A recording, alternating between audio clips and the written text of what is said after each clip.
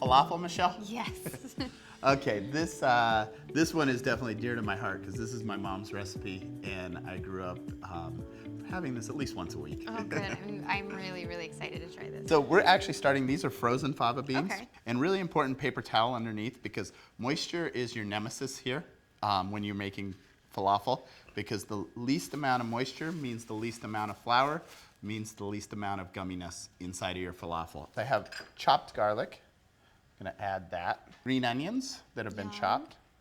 Hot chili flake, because again, this is a very rich product here. We have cumin that we toasted and ground. Tablespoon of salt. Cilantro. Parsley. And I added a little bit of English peas. We're not gonna overmix this. Okay. I want it a little chunky.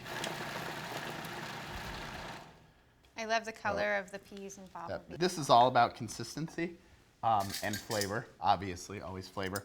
Your turn. Thank you. So I like, I want to make sure that those spices are coming through.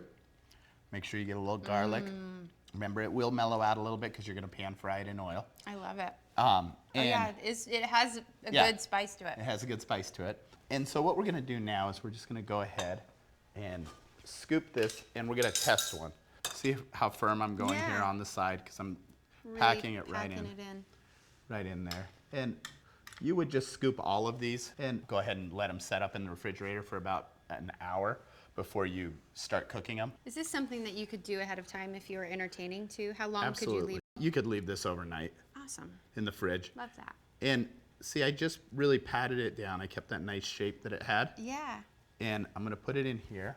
And so we're just gonna coat this. And is that the thickness that we're looking for? It is. That's exactly the thickness that you're looking for. And that's a great question because you can see it's about ½ an inch thick. I'm gonna go ahead and just drop it in there. And we tasted the mix, so all we're really doing now is checking for the fact that it sticks together. So we're gonna scoop a few of these. Okay, Michelle, so now I'm gonna flip my falafel. This is absolutely one of those you never overload your pan. Did you ever help your mom make these when you were little in the kitchen? All the time, all the time. And I actually did pretty much what you're doing. Yeah. This would be a really fun job for a kid, I'm sure. And you can see, we did great, Michelle. Oh, that looks gorgeous. Growing up in a Middle Eastern family, everything that we ate at home, everything had high spice, high acid, high sweetness, high fat content in it. And so that's kind of where my love for balanced food came from. So I'm gonna squeeze some lemon on here just to give it a little acidity because this is rich. I'm gonna eat on this one. I was gonna tell you, you better get in on this. They're really flaky, Michelle. You did a great job. I could tell by the sound when we're cutting into this.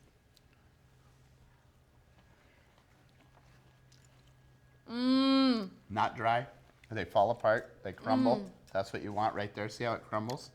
That's what you want. I wish really your hot, mom. I wish your mom were here, so I'd give her a giant hug. She'd ask me what the peas are doing in it. This is incredible, and I really feel like I'm getting to know you a little more by eating these foods that you grew up with. Well, whenever you're ready to go to Ellensburg, Washington, Michelle, we can have my mom make I'll do it. I would love that.